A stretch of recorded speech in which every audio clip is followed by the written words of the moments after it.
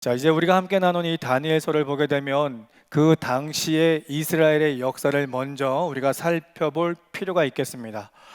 우리가 잘 알고 있는 것처럼 이스라엘은 주전 605년 갈그미스 전투를 시작으로 해서 바벨론에 의해 세 차례에 걸쳐서 완전히 멸망당하게 되죠. 그래서 605년, 598년, 568년 이렇게 세 차례에 걸쳐서 바벨론 강국에 의해서 끊임없이 전쟁을 치rum으로 인해 이제 남유다는 완전히 멸망당하게 됩니다.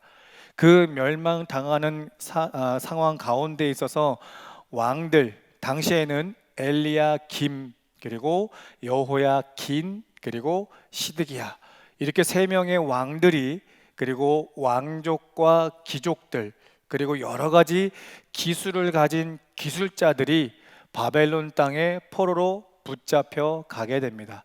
이러한 시대 상황 가운데 있는 하나님의 선민들을 향해서 오늘 하나님은 다시 한번 그들 가운데 희망과 회복의 도전해 주시는 말씀입니다.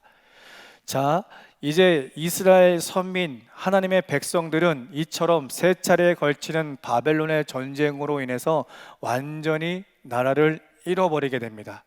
그리고 나라뿐만 아니라 그들이 하나님께 예배하는 장소 예루살렘 또한도 무너지고 회파되어지게 되지요. 그러다 보니까 전쟁과 성전이 무너짐으로 인해서 그들의 삶은 완전히 피폐하고 정말로 힘든 그런 삶을 감내해야만 했습니다. 그뿐만 아니라 앞서서 말씀드렸던 것처럼 왕과 왕족과 귀족과 특별히 주의 종들이라 할 수 있는 제사장들마저도 그 모든 바벨론의 사람들에 의해서 모욕과 수욕을 당하고 또 죽음을 당하며 그들마저도 바벨론 땅에 포로로 붙잡혀가는 그러한 모든 현실의 상황 가운데 있습니다.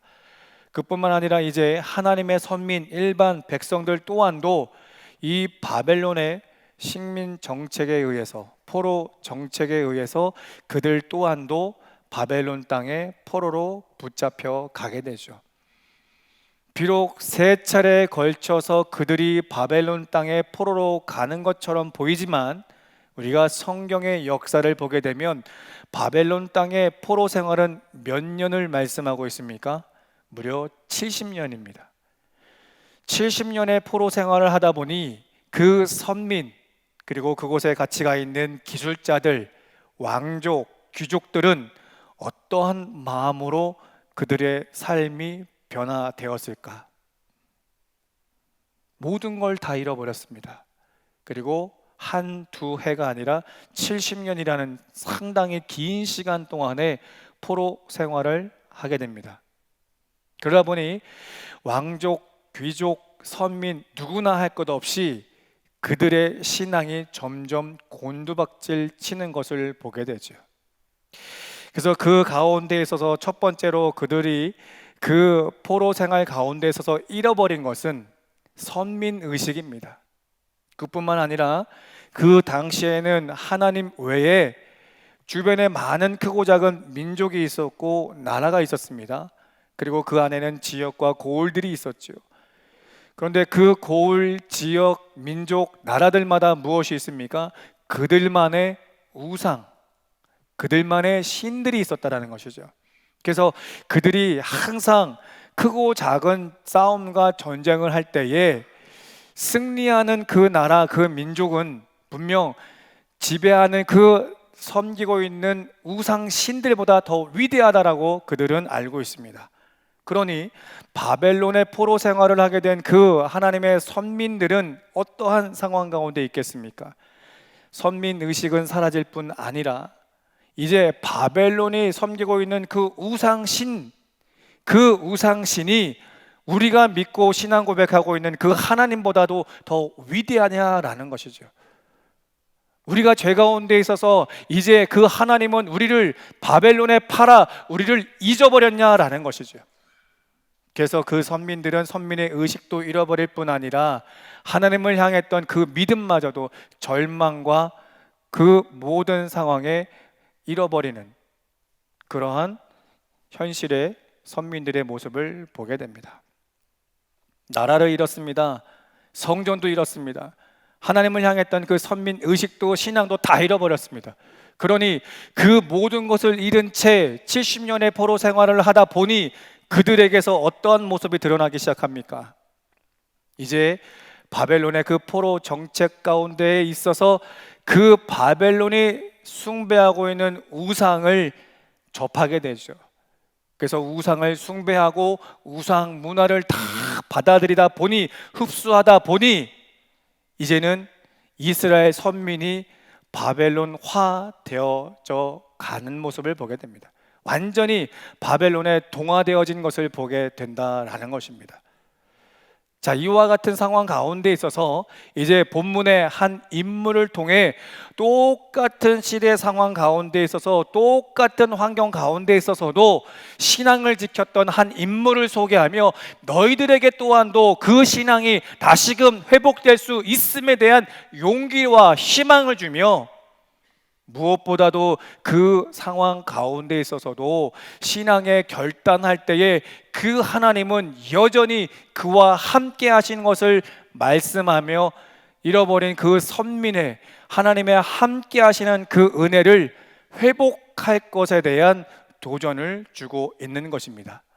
자, 이제 그 선민에게 한 사람을 소개하고 있습니다. 그 한 사람 누굽니까? 오늘 우리가 함께 나눈 다니엘입니다. 먼저 다니엘서 1장 1절로 3절의 말씀을 보게 되면 시대의 상황을 또다시 이야기를 합니다. 이처럼 시대의 상황을 이야기하는 건 무엇을 의미하겠습니까?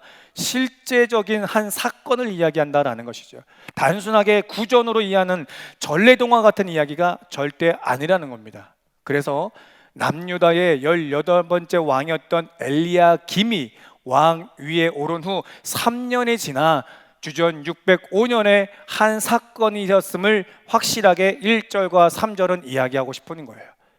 그래서 실질적으로 그 사건이 어떻게 전개되는지는 이제 4절 이하부터 소개되어지고 있습니다. 앞서서 이야기한 것처럼 605년에는 바벨론의 1차 포로기를 이야기를 하죠. 그래서 18번째 왕이었던 엘리야김과 또 왕족과 귀족과 기술자들, 그리고 본문에 소개되고 있는 이 다니엘이 그의 나이 10대에 포로로 붙잡혀 가게 되죠. 자, 그런데 그 10대의 포로로 붙잡혀간 이 다니엘뿐 아니라 그 시대는 분명히 바벨론의 정복 전쟁으로 해서 크고 작은 나라와 민족들이 포로로 붙잡혀 가게 됩니다. 그래서 그 바벨론 땅에는 유다의 왕족과 귀족만 있었던 것이 아니라 주변의 많은 나라들의 왕족과 귀족들도 같이 그곳에 붙잡혀 가 있다라는 겁니다.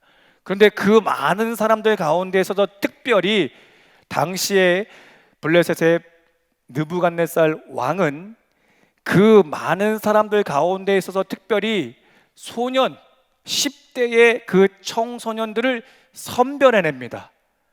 많은 왕족과 귀족들 가운데 있어서도 10대의 어린 청소년, 그 소년들을 선별해 내었다라는 것이죠. 그래서 그 선별 기준을 보면 4절, 5절의 말씀을 보니까 흠이 없고 또 뭐라고 말씀합니까? 용모가 단정하고 지혜가 지식이 출중하며 또 학문의 그 모든 배워지는 학문들의 익숙한 자들을 선별해냅니다. 최종의 멤버로 지금 선정해내고 있는 것이죠. 그리고 그 선정되어진 사람들로 하여금 그 바벨론 땅의 갈대아인들의 학문을 가르치기 시작합니다. 그리고 마지막 무엇을 그들에게 강조하고 있습니까? 왕이 먼저 선정한 진미, 왕의 음식들과 또 포도주를 그들에게 몇 년을 3년이라는 시간 동안 그들에게 먹이고 입히고 재우며 교육을 하고 있다는 것을 4절 이하에 말씀하고 있습니다. 지금 이와 같이 교육받는 이 젊은 소년들은 어떤 인물들입니까? 귀족입니다. 귀족이라고 한다면 그들은 이미 본인들의 그 나라 안에서 많은 지식과 학문을 접했고 또 그들만의 신들을 믿고 숭배했던 사람들입니다. 그런데 그들 가운데 있어서 누가 있다는 것이죠? 다니엘이 있다는 겁니다. 그리고 그들의 세 친구 하나냐, 미사엘, 아사랴라는 그 믿음의 친구들이 그 자리에 있었다는 거죠. 다른 많은 귀족들 가운데 선별되어진 그 10대 소년들은 우상을 숭배하나 이 다니엘과 함께 했던 이 세 친구들은 유일신 하나님을 예배하는 자들이었다는 거죠. 그 하나님의 말씀, 즉 율법을 연구하고 배우는 그러한 10대의 삶을 살아왔던 사람들입니다. 그러니 이제 이 아이들이 성장하는 그 과정 가운데 있어서 지혜가 출중하니, 지식이 출중하니, 학식의 학문에 익숙하니 그들에게 무엇을 가르치고 있는 거예요? 이방 민족의 신과 그 신을 중심으로 한 문화를 다시금 가르치고 있다는 거죠. 이 가운데 있어서 이 다니엘과 세 친구는 어떠한 결단을 합니까? 우리가 함께 나눈 8절의 말씀을 보게 되면 다니엘은 뜻을 정하여 왕의 음식과 그가 마시는 포도주로 자기를 더럽히지 아니하리라 라고 이야기를 하죠. 왕의 진미, 그리고 왕이 권하는 그 포도주, 얼마나 좋은 음식이고 얼마나 좋은 술이겠습니까? 근데 이 모든 것으로 인하여 다니엘은 자기를 더럽히지 않겠노라, 즉 하나님 앞에 그 신앙을 고백했던 것을 결단코 타협하지 않겠노라 결단을 하고 있죠. 그래서 환관장에게 이야기를 하죠. 내가 그 음식, 그 술 내가 대하지 못하겠노라. 다만 채식으로 내가 그 기한을 채우겠다라고 이야기를 하죠. 여러분, 환관장은 장관급입니다. 근데 일개 다른 나라의 그 소년의 이야기를 들어줄 이유가 있겠습니까?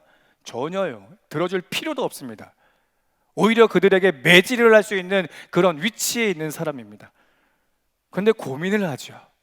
만약에 너희들이 제안하는 것을 내가 듣는다면 분명 나는 왕에게 죽임을 당할 수 있는 상황까지 갈 수 있다. 그런데 이 다니엘은 그 신앙 고백을 굽힙니까? 전혀요. 전혀 굽히지 않습니다. 전혀 굽히지 않는 그의 신앙 고백 가운데 9절에 보니까 하나님께서 어떻게 역사하십니까? 하나님이 다니엘로 하여금 환관장에게 은혜와 긍휼을 얻게 하신지라. 하나님께서 직접적으로 개입하셨다라는 거죠. 그래서 환관장으로 하여금 은혜를 입게 해서 다니엘이 원하는 대로의 그 고백 이뤄내게 하신다라는 거죠. 그래서 어떤 결과를 낳습니까? 다른 소년들보다도 얼굴이 더 환해요. 더 건강해요. 그것을 보면서 환관장 또한도 하나님 됨을 그가 믿게 되는 사건을 보게 됩니다. 여러분, 이 다니엘의 이 고백으로 인해서 그와 함께 했던 친구들 또한도 하나님의 역사를 보았다라는 거죠. 자, 이제 이 말씀 우리가 살고 있는 현 사회 가운데 있어서 우리가 어떻게 적용해 볼 수 있겠습니까? 분명히 이들은 70년의 포로 생활을 살고 있습니다. 나라를 잃었고 성전을 무너뜨려진 그 상황에 선민의식은 사라지고 하나님 앞에 절망과 하나님 앞에 회의감과 하나님을 등한히 하는 그러한 삶을 살아가고 있는 선민의 모습이죠. 오늘 우리 사회는 어떻습니까? 조기 대선을 치러야 될 만큼 사회는 점점 혼란스럽고 어지럽습니다.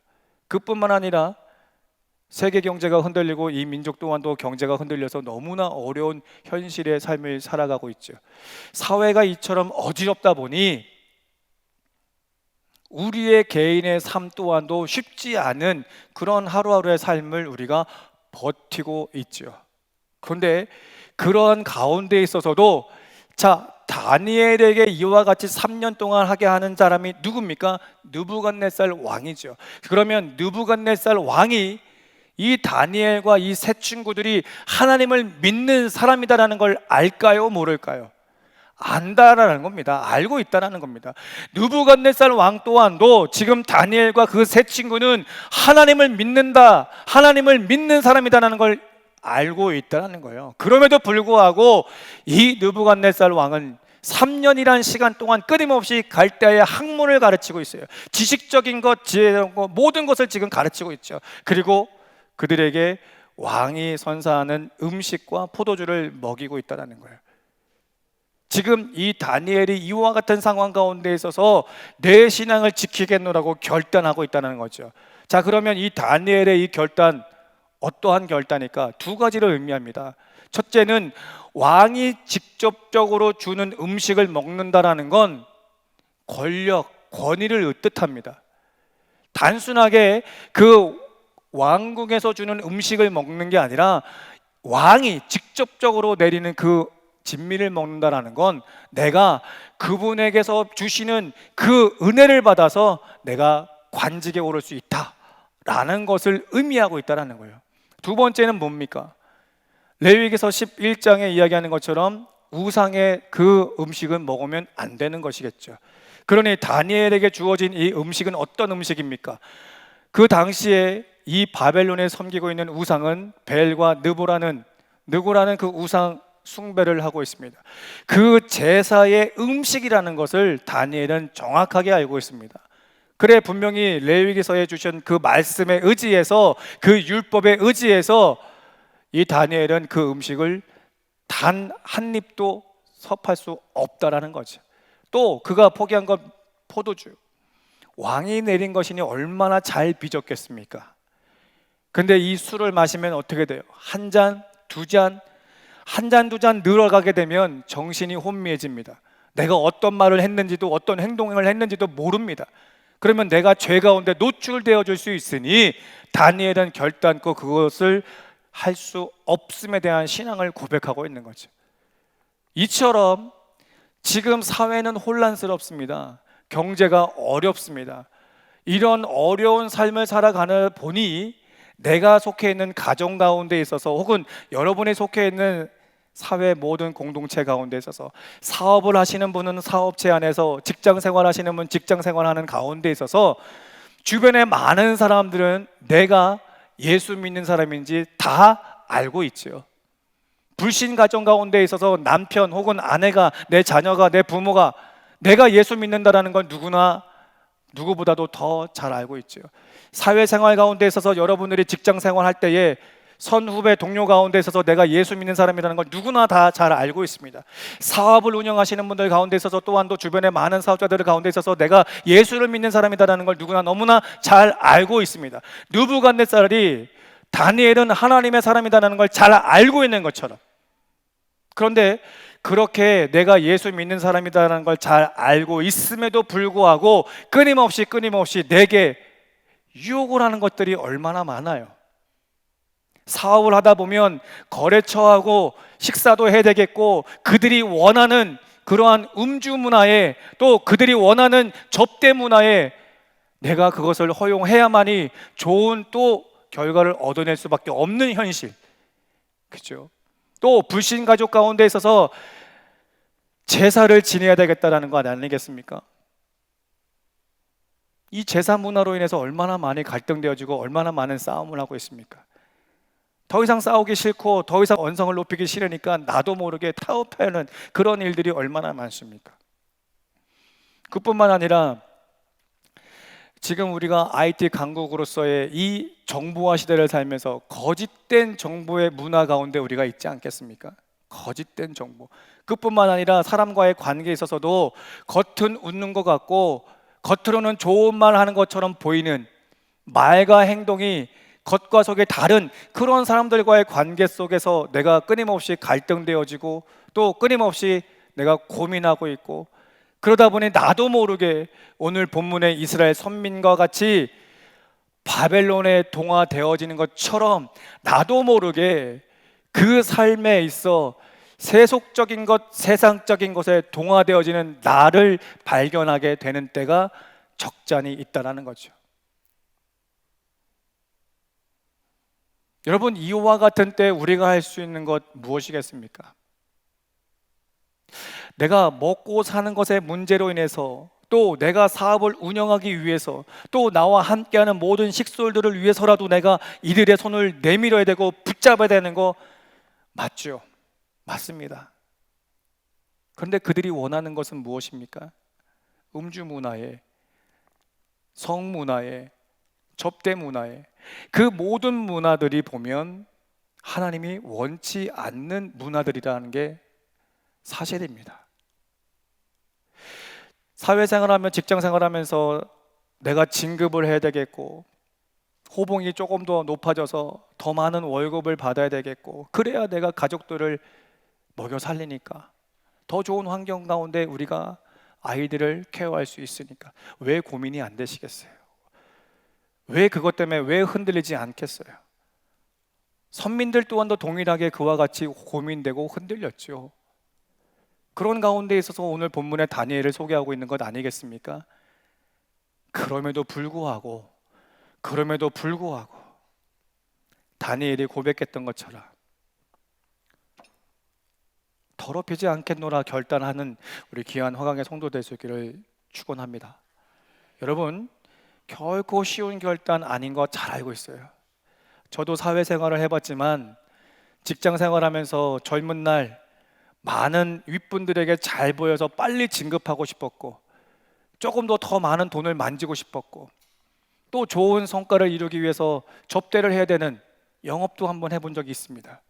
그런데 그 모든 문화를 접하면서 정말로 예수 믿는 사람으로서의 삶이 참 힘들고 피곤한 그런 삶을 살아왔던 경험이 있습니다.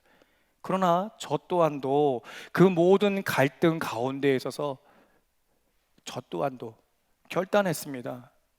다니엘처럼 그리 아니하실지라도 나를 더럽히고 싶지는 않았어요. 그래서 그들이 원하는 대로 타협하지 않았습니다. 근데 여러분, 그들이 원하는 대로 하지 않는다고 해서 내가 정말로 망할 것만 같죠? 내가 죽을 것만 같죠? 감봉될 것만 같죠? 그렇지 않더라는 거죠. 하나님께서는 이 다니엘을 높이십니다. 그의 그 결단, 하나의 그 결단으로 하나님은 이를 그 많은 10대의 소년들 가운데 있어서도 이 다니엘을 높이십니다. 여러분, 제가 20대에 그 직장 생활하면서도 제가 그 신앙을 더럽히지 않겠노라고 결단할 때 하나님께서는 나로 하여금 많은 사람들에게 인정받게 하셨습니다. 여러분, 여러분의 그 모든 삶의 환경 가운데 있어서 이제 제사 문화 가운데 있어서, 또 접대 문화 가운데 있어서, 술 문화 가운데 있어서, 거짓된 정보의 문화 가운데 있어서 다니엘과 같은 결단할 수 있는 우리 귀한 화강의 성도 될 수 있기를 예수의 이름으로 축원합니다.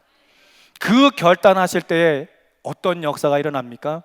다니엘을 통해서 보게 되면 세 가지가 그 사람의 결단에 의해서 이런 역사가 일어나죠. 첫째는 하나님이 하나님 됨을, 즉 복음적으로 그들에게 복음을 전해지는 그런 역사가 있었다는 겁니다. 두 번째는 이 다니엘을 어린 나이 때부터 높이심으로 인해서 이 70년의 포로 생활하고 있는 선민들의 모든 복지를 하나님이 책임져 주십니다. 분명 포로민이지만 자유민으로서의 삶을 살아가게 하시죠. 그리고 세 번째, 무엇을 그들에게 보장하십니까?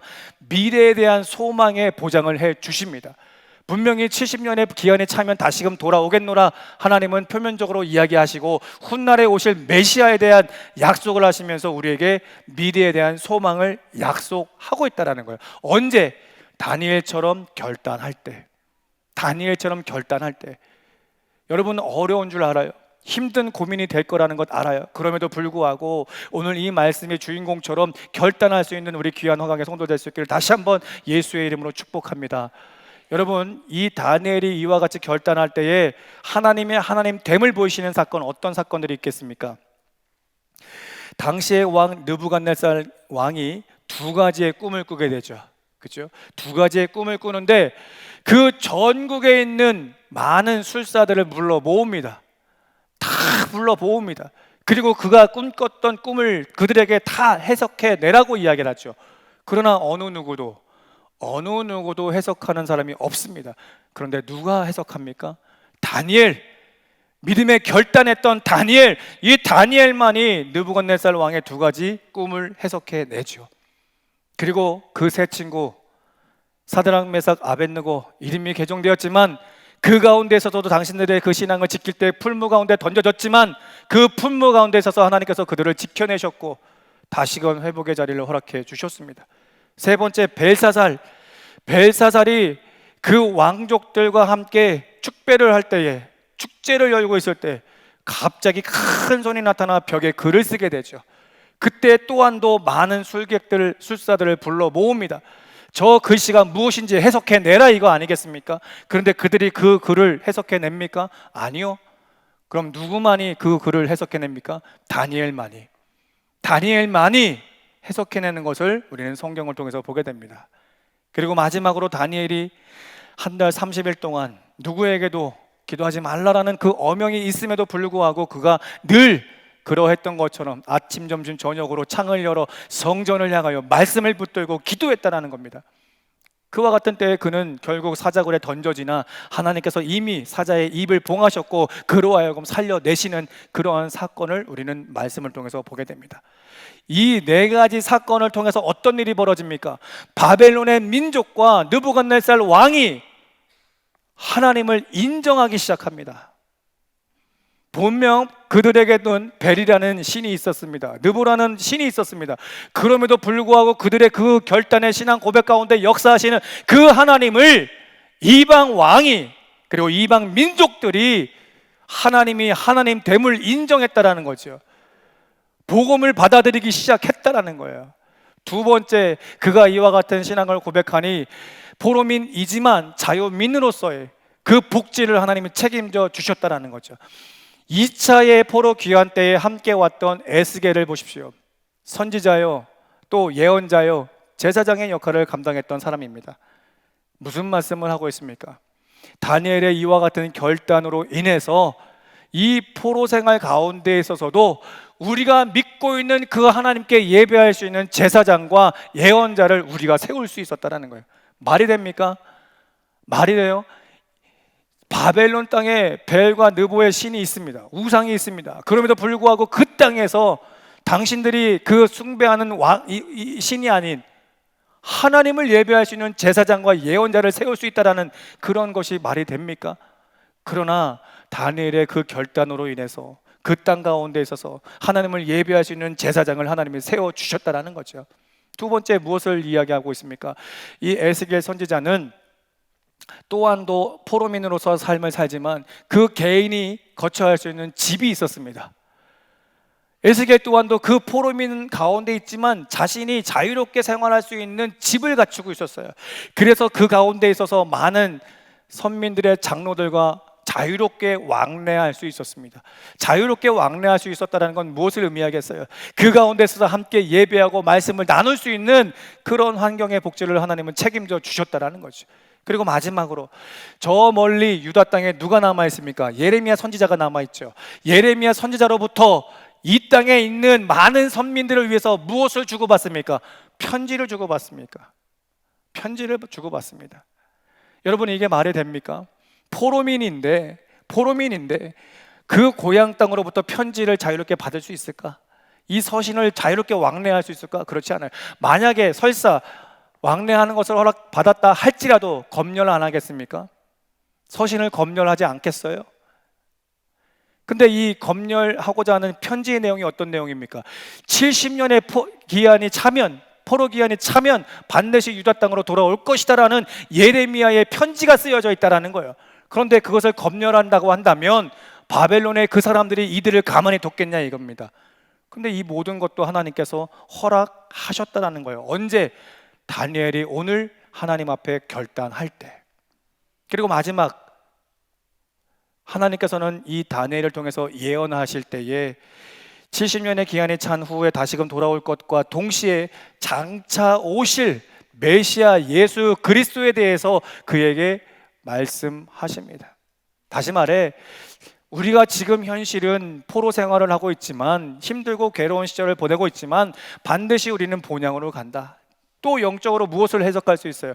우리가 이 땅에 참으로 괴로운 시절을 보내고 있지만 그럼에도 불구하고 그 믿음의 결단이 있는 우리 모든 성도는 천국에 대한 소망을 이룰 수 있다라는 그 은혜를 다니엘의 그 결단으로 인해서 허락하셨다라는 거예요. 그리고 마지막 21절에 뭐라고 말씀합니까? 다니엘은 고레스 왕 원년까지 있으니라. 70년 동안 그냥 단순하게 다니엘이 있었다가 아닙니다. 70년 동안 누구와 함께 있었다라는 거예요? 하나님과 함께 있었다라는 것을 21절에 말씀을 마무리하고 있습니다. 말씀을 정리합니다. 사랑하는 성도 여러분, 이 다니엘이 기록될 당시 이스라엘의 선민은 포로 생활 가운데 있어서 이제 하나님의 선민으로서의 정체성도 잃어버리고 하나님을 원망하고 하나님 앞에 절망 가운데 있었습니다.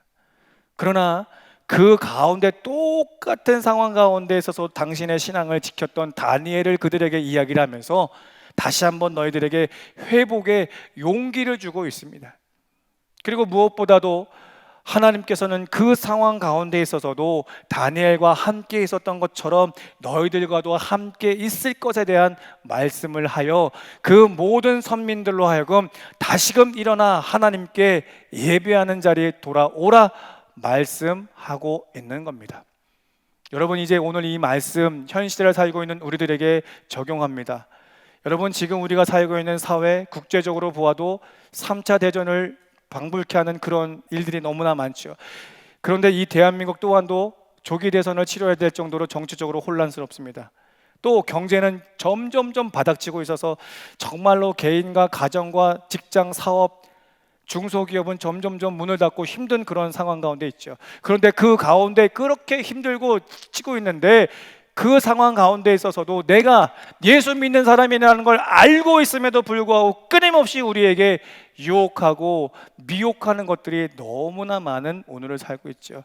그러다 보니 때로는 이제 힘들어 포기하고 싶고 내려놓고 싶고 할 때에 다시금 이 선민과 같이 돌아가는 경우도 있을 수 있습니다만, 혹여 그런 자리에 있다 할지라도 오늘 다니엘처럼 다시 한번 여러분을 더럽히지 않는 그런 신앙의 고백될 수 있기를 소망합니다. 그와 같은 모든 것들에 대해서 타협하지 않는 우리 귀한 성도 될 수 있기를 축원합니다. 여러분, 여러분의 생계, 가정의 그 힘듦에 다 연결되어 있는 거 알고 있습니다.